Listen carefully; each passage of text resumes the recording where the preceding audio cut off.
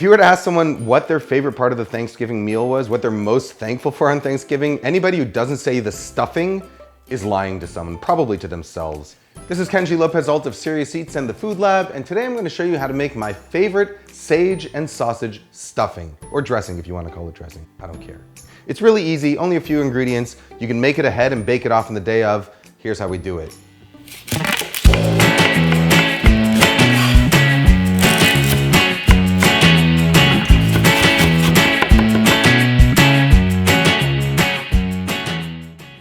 Start by preheating your oven to 275 degrees Fahrenheit. Next, cut 2.5 pounds of bread into cubes. I like crustless white Pullman loaves for their moist, tender texture, but you can use heartier bread if you prefer. For soft bread, I find a sharp chef's knife cuts better than a bread knife. Transfer the bread to 2 rimmed baking sheets, then place them in the oven to toast for about 45 minutes, rotating the pans halfway through cooking. Our goal here is to dry the bread out, which also allows it to absorb more flavor down the line. Stale or not, it really makes no difference at all. Now to start making our flavor base. Begin by melting a stick of butter in a large Dutch oven over medium-high heat, swirling it until the foaming starts to subside. Now add 1.5 pounds of sage sausage or breakfast sausage. To break it up, I like to use a potato masher. You've probably already got it out for your mashed potatoes, and it makes short work of crumbling ground meat. It's much easier than using a spoon. In about 8 minutes, when the sausage is mostly cooked through, add a chopped yellow onion, 4 chopped ribs of celery, 2 cloves of minced garlic, and 1/4 cup of minced fresh sage leaves. Cook, stirring until the vegetables are softened. This should take about 10 minutes longer.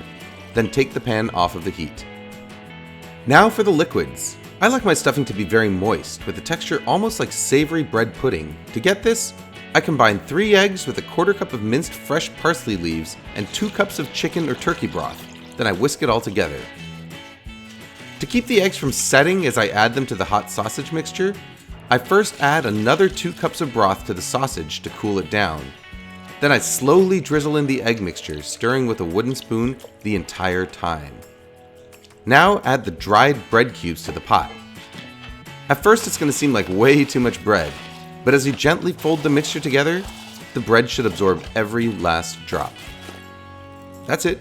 Keep folding. Keep folding. Keep folding. And there we are. At this stage, you can save the mixture in the fridge for a few days.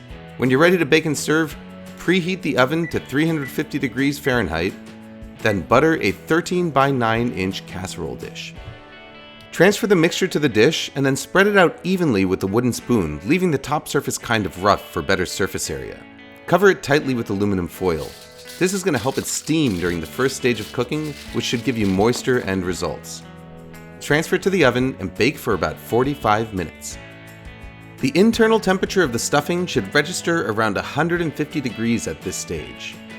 Take off the foil and continue baking until the stuffing is browned and crisp, about 15 to 20 minutes longer. We're getting just about ready to serve it now. When you pull it out from the oven, you want to see it jiggle slightly in the middle, like a good custard pie. Okay, actually it should jiggle a lot.